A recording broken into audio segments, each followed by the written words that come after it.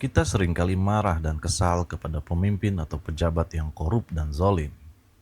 Seringkali mereka selamat di pengadilan dunia, tapi mereka tetap akan mengalami siksa sejak di dunia hingga di neraka. Mari kita bahas.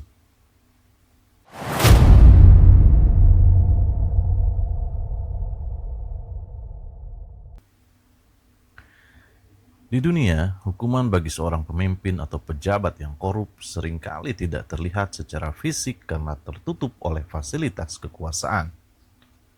Namun secara psikologis dan fisiologis, sains membuktikan adanya kehancuran dari dalam. Siksa pertama yaitu stres fisiologis tingkat tinggi. Kebohongan, manipulasi, dan korupsi membutuhkan beban kognitif atau cognitive load yang sangat besar. Sebuah riset dari University of California, Berkeley High School of Business oleh Dana Carney dan kawan-kawan mengenai power and lying menemukan bahwa tindakan menipu dan korupsi secara melekat inheren memicu stres fisiologis tingkat tinggi yang ditandai dengan lonjakan hormon stres atau kortisol. Siksa kedua yaitu paranoia kronis. Kekuasaan memang bertindak sebagai buffer atau penahan yang membuat pejabat korup tampak tenang dan kebal secara emosional di awal. Namun, saat penipuan tersebut menjadi parah atau kronis, otak yang terus-menerus menekan rasa bersalah akan mengalami penurunan fungsi mental. Dampak jangka panjangnya adalah paranoia kronis, gangguan kardiovaskular akibat penumpukan stres rahasia, dan kerusakan empati. Buat mereka hidup dalam kecurigaan bahwa orang di sekitarnya pun juga akan mengkhianati mereka. Dari perspektif spiritual, Imam Al-Ghazali menjelaskan bahwa dunia hancur bermula dari rajanya atau pemimpinnya. Hukuman duniawi terberat bagi mereka adalah dicabutnya keberkahan harta, hilangnya ketenangan batin, serta dicabutnya hidayah, sehingga mereka tidak lagi bisa membedakan kebenaran dan kebatilan hingga maut menjemput.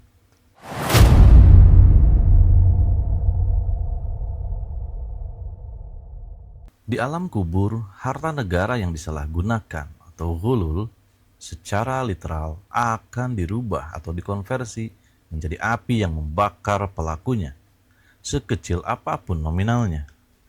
Dan bentuk siksaannya, benda atau harta yang dikorupsi menjadi sulutan api neraka di dalam kubur. Pada masa Rasulullah Shallallahu Alaihi Wasallam, ada seorang koruptor bernama Mid'am yang adalah pelayan Rasulullah yang terbunuh oleh panah nyasar ketika perang.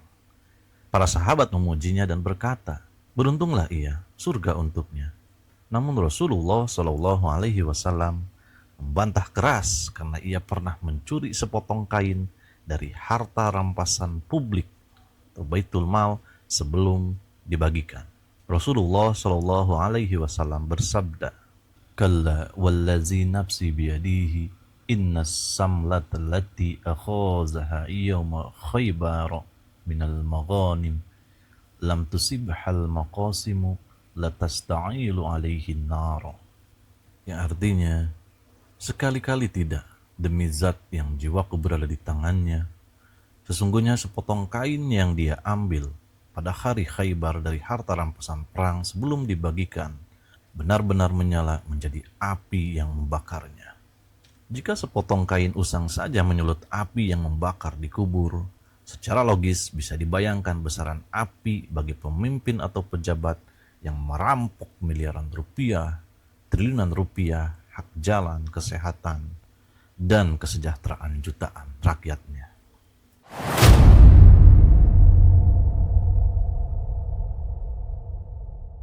Saat hari kebangkitan di padang mahsyar, pemimpin atau pejabat korup akan diarak dalam kondisi yang paling hina sebelum amalnya ditimbang. Yang pertama, hukuman publik di mahsyar.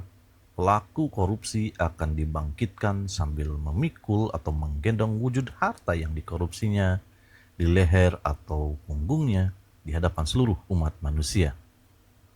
Ia akan memikul beban berat harta tersebut. Allah Subhanahu wa taala berfirman,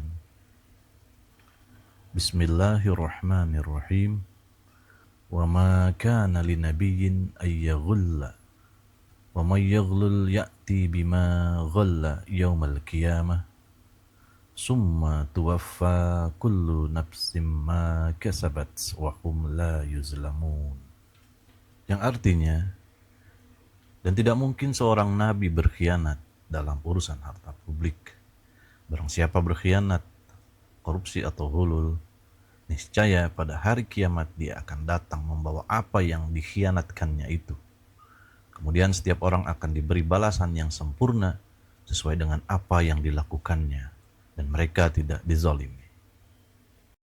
Pada saat penimbangan atau mizan, pelaku koruptor akan mengalami kebangkrutan total.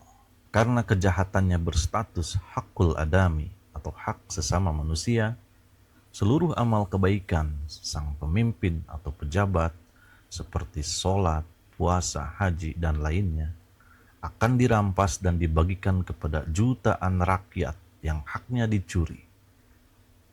Jika amalnya habis dan rakyat belum terbayar, maka dosa-dosa jutaan rakyat yang ditindasnya akan ditimpakan ke punggungnya. Inilah yang disebut kondisi muflis atau bangkrut. Dan ia langsung dilempar ke neraka.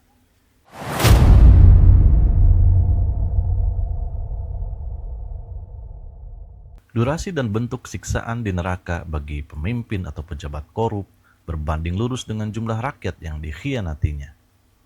Pemimpin tidak hanya dihukum karena mengambil harta, tetapi juga karena dampak sistemik dari perbuatannya, seperti kemiskinan rakyat, infrastruktur yang runtuh, dan ketidakadilan hukum. Siksa pertama ketika di neraka yaitu diharamkannya memasuki surga atau tertahan di neraka. Pemimpin yang mati membawa dosa penipuan dan korupsi terhadap rakyatnya, secara otomatis haknya untuk masuk surga ditangguhkan dan ia dilemparkan ke neraka. Rasulullah Shallallahu Alaihi Wasallam bersabda, "Ma min abdin yastar'ihi Allahu ra'iyatan, yamutu yawma yamutu wa huwa ghassun li ra'iyatihi, illa haramallahu alaihi al-jannah."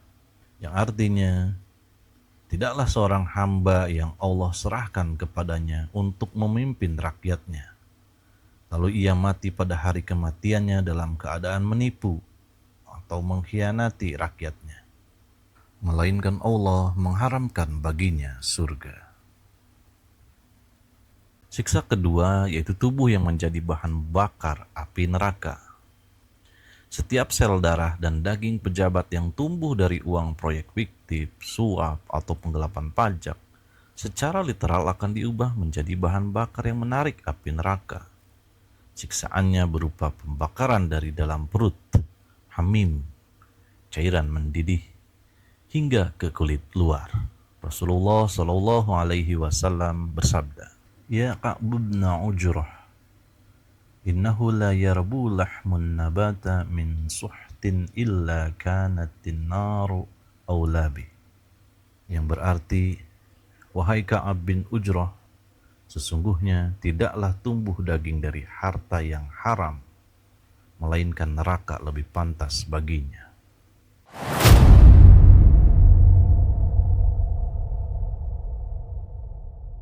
Ulama Ahlus Sunnah seperti Imam Syafi'i, Imam Maliki, Imam Hanafi, dan Imam Hanbali bersepakat bahwa ghulul adalah dosa besar atau kabair. Fokus utama para imam mazhab adalah pada syarat taubat sang koruptor.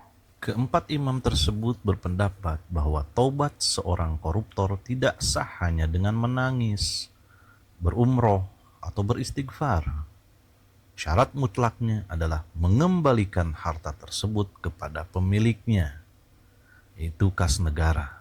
Jika ia mencuci uangnya dengan dalih bersedekah atau membangun masjid dari uang korupsi, seluruh ulama sepakat sedekahnya ditolak atau batal. Karena Allah itu thayyib, maha baik, dan hanya menerima dari harta yang thayyib.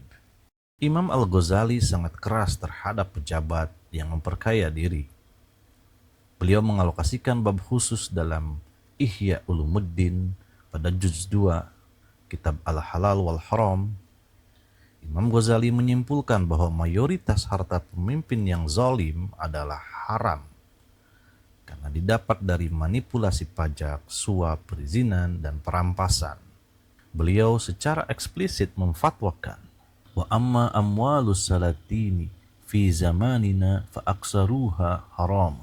Adapun harta para penguasa, pemimpin atau pejabat di zaman kita ini, maka mayoritasnya adalah haram. Imam Al-Ghazali kemudian menambahkan panduan bagi ulama dan masyarakat sipil untuk memboikot pejabat korup. 1. Dilarang menerima hadiah, hibah, atau beasiswa dari penguasa yang hartanya terindikasi kuat dari korupsi. 2. Dilarang memakan hidangan di rumah mereka, karena daging yang tumbuh dari makanan tersebut akan membuat doa tidak terkabul. 3.